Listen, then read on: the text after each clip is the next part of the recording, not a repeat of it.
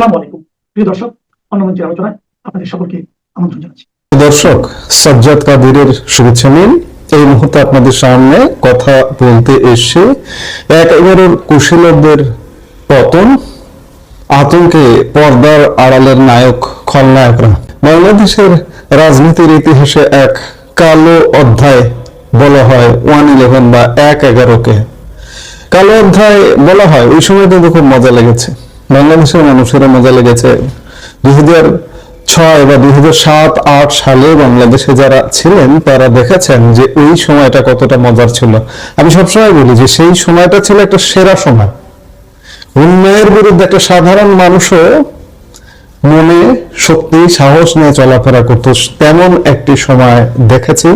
এবং আজকের প্রায় 20 বছর পরে এসে যদি বারবার, আমি অনেক ভিডিওতে এই কথাটা বলেছি, আজকে আবারও বলছি যে ওই মুহূর্তে যাদেরকে 1/11 কুশীলব বলা হয়, সেনা এবং বেসামরিক লোকজন যারা এটির সঙ্গে ছিলেন, যারা এটি বাস্তবায়ন করেছেন, ওই মুহূর্তে বাংলাদেশ বাঁচানোর জন্য 1/11 প্রেক্ষাপট ছাড়া, 1/11 ছাড়া কোনো উপায় ছিল না। আজকে বিএনপি সরকার ক্ষমতায়। এই বিএনপি সরকার সেই সময় এমন অবস্থা তৈরি করেছিল, তত্ত্বাবধায়ক সরকার ধ্বংস হয়ে গেছে, সংবিধানে থাকা যে তত্ত্বাবধায়ক সরকার, সেই মুহূর্তে দেশ কিভাবে হবে, কিভাবে চলবে? সরকারের মেয়াদ, বিএনপি সরকারের মেয়াদ শেষ হয়ে গেছে, নির্বাচিত কোনো সরকার নেই, এইরকম একটা নেই অবস্থা, একটা হযবরল অবস্থার মধ্যে দেশ কিভাবে চলবে? আর এই কিভাবে চলবে, এই প্রশ্ন থেকেই সেনাবাহিনী, সিভিল সোসাইটি মিলিয়ে একটি 1/11 সরকার আমাদের উপহার দিয়েছিল। 2 বছরের শাসনকালে নানা রকম বিতর্ক থাকতে পারে, অপব্যবহার ক্ষমতার থাকতে পারে, সেটি আলোচনার বিষয় নয়, কিন্তু 1/11টা ওই মুহূর্তে বাংলাদেশের আরেকটা পতন থেকে বাংলাদেশকে বাঁচিয়ে দিয়েছিল। যার দরুন কালো অধ্যায়, হ্যাঁ, সেই সময়ের কর্মকাণ্ড নিয়ে বিতর্কের ক্ষেত্রে কালো কিছু অধ্যায় থাকতে পারে, কিন্তু 1/11 ছিল বাংলাদেশ বেঁচে যাওয়ার আরেকটা পদক্ষেপ। অবশেষে 2008 সালের 23 ডিসেম্বর নির্বাচনের মাধ্যমে আওয়ামী লীগ ক্ষমতায় এসে একটা রাজনৈতিক সরকারের যাত্রা শুরু হয়। আজ দীর্ঘ 19 বছর পর সেই ক্ষমতাধর কুশীলবদের ঘিরে শুরু হয়েছে নজিরবিহীন তোলপাড়।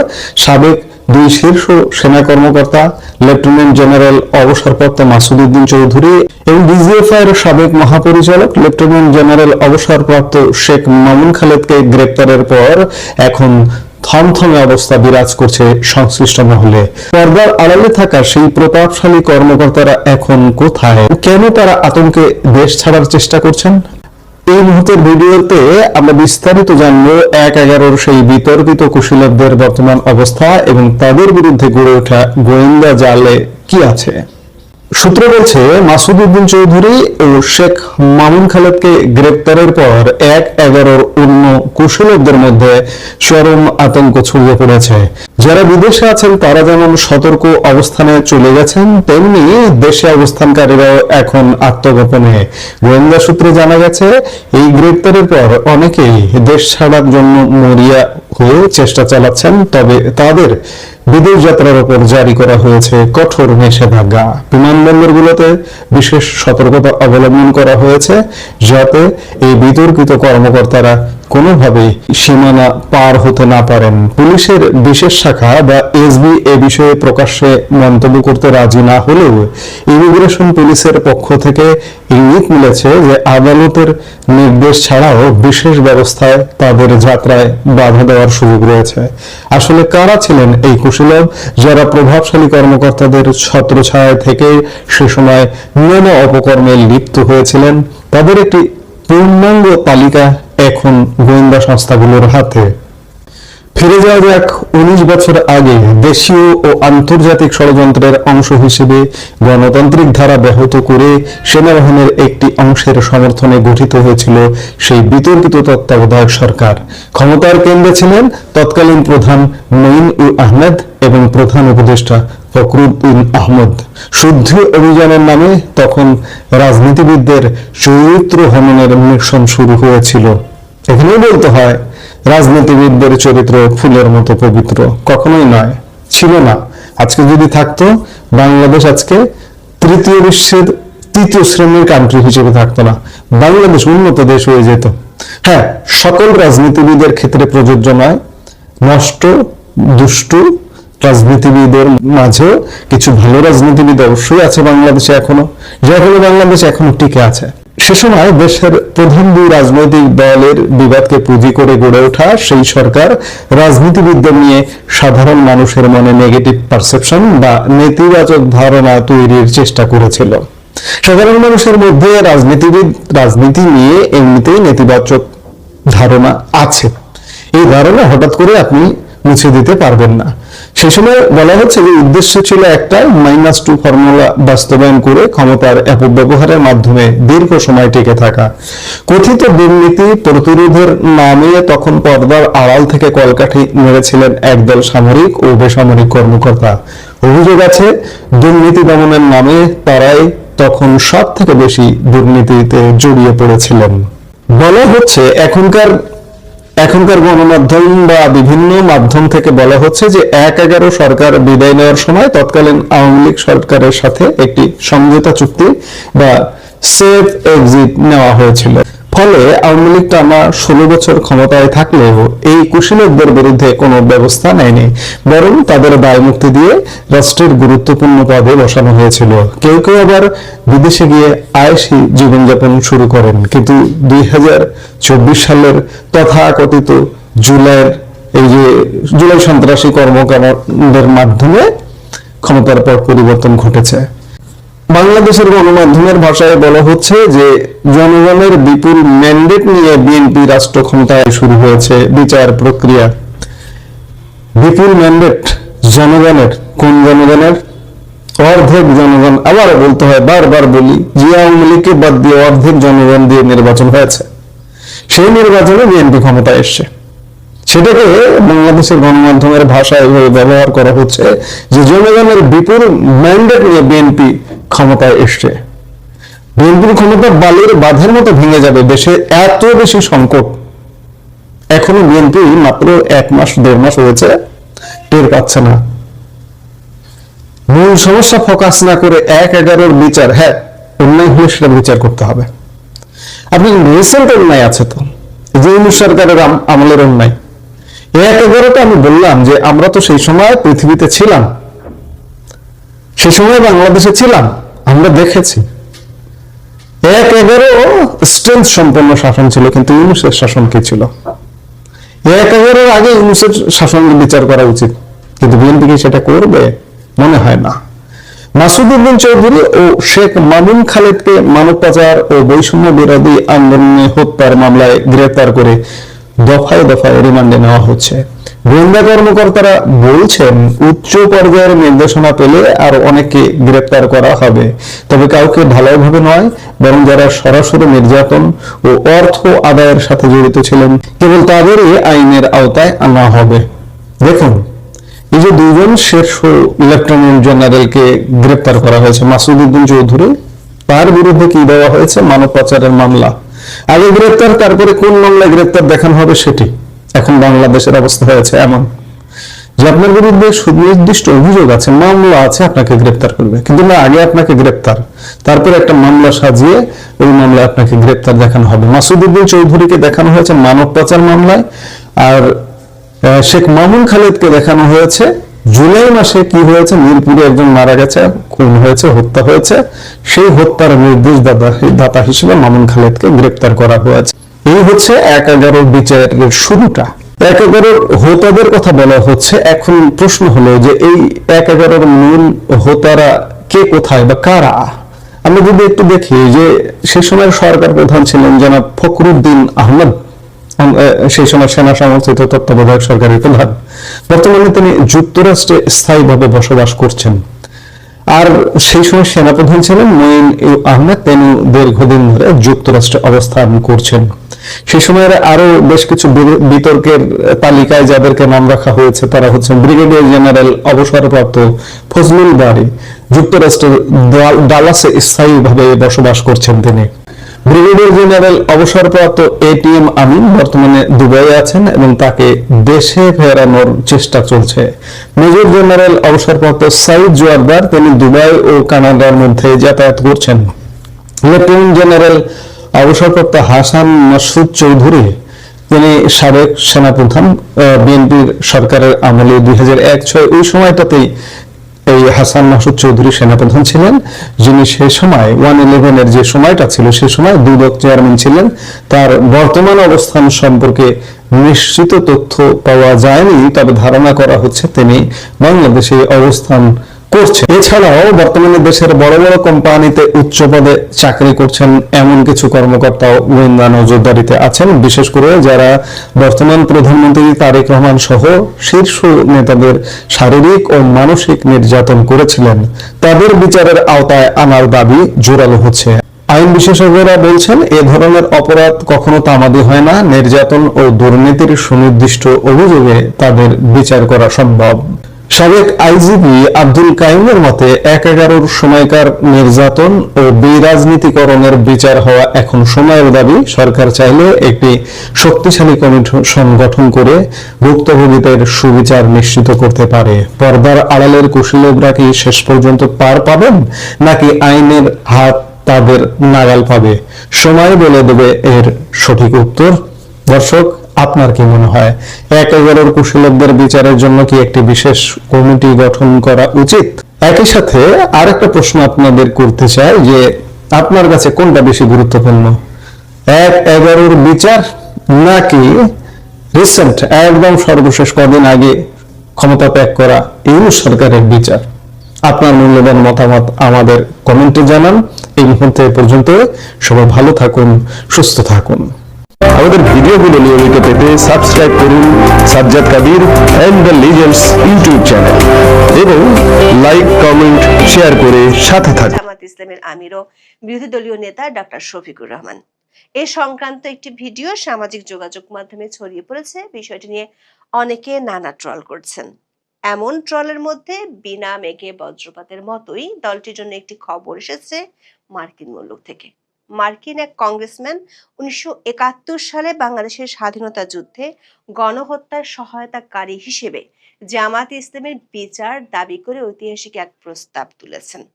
মার্কিন ডেমোক্রেটিক পার্টির কংগ্রেসম্যান গ্রেগ ল্যান্সম্যানের তোলা এই প্রস্তাবটিতে 1971 সালে বাংলাদেশের স্বাধীনতা যুদ্ধের সময় সংঘটিত নৃশংসতাকে গণহত্যা হিসেবে স্বীকৃতি দেওয়ার দাবি জানানো হয়েছে। সেই সাথে জামাত ইসলামীকে সেই অপরাধের জন্য দায়ী করে বিচারের মুখোমুখি করার আহ্বান জানানো হয়েছে।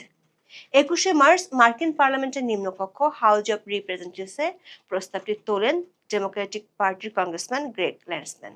প্রশ্ন হলো, বাংলাদেশের ত্রয়োদশ জাতীয় সংসদ নির্বাচনে 1 নম্বর বিরোধী দল হওয়ার পরপরই কেন মার্কিন পার্লামেন্টে জামাতের বিরুদ্ধে এমন ঐতিহাসিক প্রস্তাব তোলা হলো? এটি কি শুধু একটি প্রস্তাব, নাকি এর পেছনে দক্ষিণ এশিয়ার ভূ রাজনীতির কোনো সম্পর্ক আছে? এই ধরনের প্রস্তাবের পরিণতি ও গুরুত্ব কি? বিশেষ করে অতীতে বিশ্বের আর কোনো দেশের রাজনৈতিক দলগুলোর বিরুদ্ধে এমন প্রস্তাব আনা হয়েছিল কি না, যার কারণে ওই দলগুলো বেকায়দায় পড়েছিল? বিস্তারিত জানতে চলুন যাওয়া যাক বিশ্লেষণে।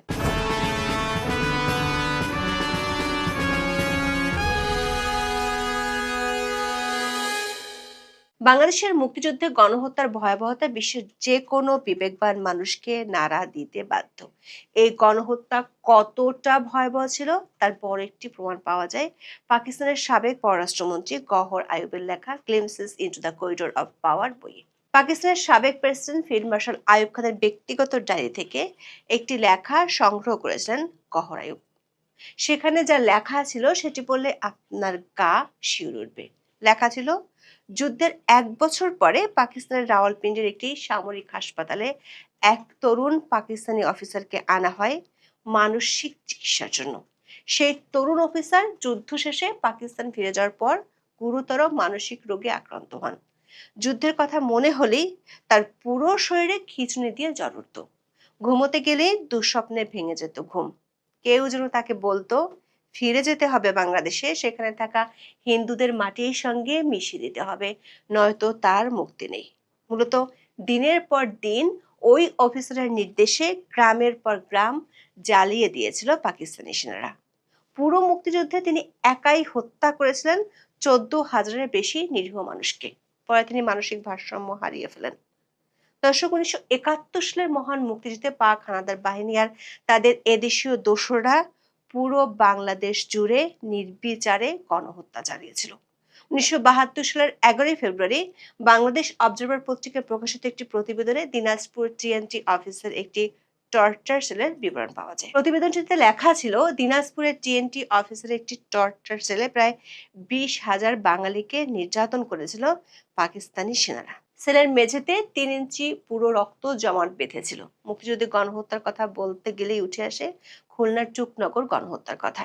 মুক্তিযুদ্ধের ইতিহাসে স্বল্প সময়ে কোন একটি স্থানে সবচেয়ে বড় গণহত্যা ছিল একটি। চুকনগর ছিল খুলনায় ডুমুরিয়া উপজেলার আটলিয়া ইউনিয়নের একটি গ্রাম। 1971 সালের 20 মে মাত্র 1 প্লাটুন পাকিস্তানি সেনা 4 ঘন্টায় ব্রাশ ফায়ার করে হত্যা করে অন্তত 12,000 নিরীহ মানুষকে। আসলে এই গণহত্যায় এর চেয়ে বেশি মানুষ নিহত হয়েছিলেন। চুকনগরের পাশে বদ্রা নদীর পানিতে লাশ ভাসিয়ে দেওয়ায় নিহতের প্রকৃত সংখ্যা পাওয়া যায়নি। স্থানীয়ভাবে সঠিক সংখ্যা জানাও যায়নি, কারণ ওই গণহত্যায় শহীদদের বেশিরভাগ চুকনগর, ডুমুরিয়া বা খুলনার বাসিন্দা ছিলেন না। ঢাকার গণহত্যাগুলো ছিল বড় আকারের। এসব গণহত্যার মধ্যে প্রথমেই বলতে হয় জিঞ্জিরা গণহত্যার কথা। 1971 সালের 2 এপ্রিল ভোর 5:30টায় শুরু হওয়া এই গণহত্যা থেমেছিল দুপুর 2:30টায়। জিঞ্জিরা গণহত্যায় শহীদ হয়েছিলেন 2,000-এর বেশি নিরীহ মানুষ। মুক্তিযুদ্ধে ঢাকার মধ্যে সবচেয়ে বেশি নৃশংসতা দেখেছে মিরপুর। মুক্তিযুদ্ধের সময় মিরপুর যেন এক পাক হানাদার বাহিনী ও তাদের এদেশীয় দোসর আলবদর আল শামস আর রাজাকারদের জলজান্ত এক কসাইখানা ছিল। এই মিরপুরে পাকিস্তানপন্থী বিহারি ও অবাঙালিরা গড়ে তুলেছিল অসংখ্য টর্চার সেল, ছিল বধ্যভূমি। মিরপুরে বধ্যভূমি ছিল 23টি। এর মধ্যে সবচেয়ে ভয়াবহ ছিল শিয়ালবাড়ি বধ্যভূমি। এই জঙ্গলে হাজার হাজার মানুষকে কুপিয়ে হত্যা করা হয়। বর্তমানে প্রাথমিক ও গণশিক্ষা ভবন থেকে কমার্স কলেজ যেতে যে কালভার্টটি পড়ে, সেখানে স্বাধীনতার পরে পাওয়া গিয়েছিল 60 বস্তা মাথার খুলি। মুক্তিযুদ্ধের সময় পাকিস্তানি বাহিনীর চালানো এসব হত্যাযজ্ঞকে গণহত্যা হিসেবে মূল্যায়ন করার একটি প্রস্তাব উঠেছে মার্কিন কংগ্রেসে। শুক্রবার পার্লামেন্টের নিম্নকক্ষ হাউস অব রিপ্রেজেন্টেটিভসে প্রস্তাবটি তোলেন ডেমোক্রেটিক পার্টির কংগ্রেসম্যান গ্রেগ ল্যান্সম্যান। ওয়াহিও থেকে নির্বাচিত এই আইন প্রণেতা তার প্রস্তাবে বলেছেন, হত্যাযজ্ঞে সহায়তা করার জন্য জামাত ইসলামীকে বিচারের মুখোমুখি করতে হবে। তিনি বাংলাদেশের ধর্মীয় সংখ্যালঘুদের সুরক্ষা নিশ্চিত করার আহ্বান জানিয়েছেন।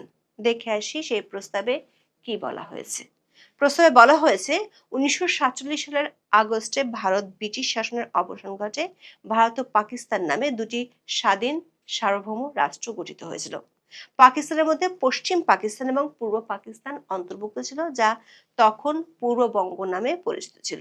1970 সালে অনুষ্ঠিত জাতীয় নির্বাচনে শেখ মুজিবুর রহমানের নেতৃত্বে আওয়ামী লীগ পূর্ব পাকিস্তানের স্বায়ত্তশাসনের ইশতেহার নিয়ে সংসদে সংখ্যাগরিষ্ঠতা অর্জন করে। 1971 সালের 25 মার্চ রাতে পাকিস্তান সরকার শেখ মুজিবুর রহমানকে কারাবন্দী করে এবং পাকিস্তানি সামরিক বাহিনী জামাত ইসলামের আদর্শে অনুপ্রাণিত উগ্র ইসলামপন্থী দলগুলোর সহায়তায় পূর্ব পাকিস্তানে অপারেশন সার্চলাইট নামে দমন অভিযান শুরু করে। অভিযানের আওতায় বেসামরিক নাগরিকদের উপর ব্যাপক হত্যাকাণ্ড চালানো হয়। প্রস্তাবে বলা হয়েছে, এই নৃশংসতায় নিহত ব্যক্তির সংখ্যা নিয়ে বিভিন্ন অনুমান থাকলেও সবচেয়ে নির্ভরযোগ্য তথ্য অনুযায়ী এই সংখ্যা কয়েক হাজার থেকে কয়েক লাখ পর্যন্ত। 2 লাখের বেশি নারী ধর্ষণের শিকার হয়েছিলেন এবং সামাজিক গ্লানির কারণে তাদের প্রকৃত সংখ্যা সম্ভবত কখনো জানা যাবে না ও ভুক্তভোগীদের নাম স্মরণ করা হবে না। 1971 সালের 13 জুন দ্য সানডে টাইমসে জেনোসাইড শিরোনামের এক কলামে সাংবাদিক অ্যান্থনি মাস্কার হ্যান্স লিখেছেন, 25 মার্চ সন্ধ্যায় সেনাবাহিনী যখন ঢাকার বিভিন্ন স্থানে ছড়িয়ে পড়েছিল, তখন তাদের অনেকের কাছেই হত্যার তালিকায় থাকা ব্যক্তিদের নাম ছিল। 28 মার্চ ঢাকায় নিযুক্ত তৎকালীন মার্কিন কনসাল জেনারেল আর্চার ব্ল্যাড ওয়াশিংটনে সিলেক্টিভ জেনোসাইড শিরোনামে একটি টেলিগ্রাম পাঠিয়েছিলেন। সেখানে তিনি লেখেন, পাকিস্তান সেনাবাহিনীর সমর্থনে অবাঙালি মুসলমানরা পরিকল্পিতভাবে গরিব মানুষের বসতিগুলোতে হামলা চালাচ্ছেন এবং বাঙালি ও হিন্দুদের হত্যা করছেন। 6 এপ্রিল কনসাল জেনারেল আর্চার ব্লাড ওই সংঘাতের বিষয়ে মার্কিন সরকারের নিরাপত্তার বিরুদ্ধে একটি প্রতিবাদ লিপি পাঠান। এটি ব্লাড টেলিগ্রাম নামে পরিচিত। ঢাকা কনসুলেট জেনারেলের 20 জন মার্কিন কূটনীতিকের সই করা ওই বার্তায় বলা হয়, দুর্ভাগ্যবশত যেখানে জেনোসাইড বা গণহত্যা শব্দ প্রযোজ্য, সেই আওয়ামী সংঘাতকে একটি সার্বভৌম রাষ্ট্রের অভ্যন্তরীণ বিষয় হিসেবে গণ্য করে আমরা নৈতিকভাবেও হস্তক্ষেপ না করার সিদ্ধান্ত নিয়েছি।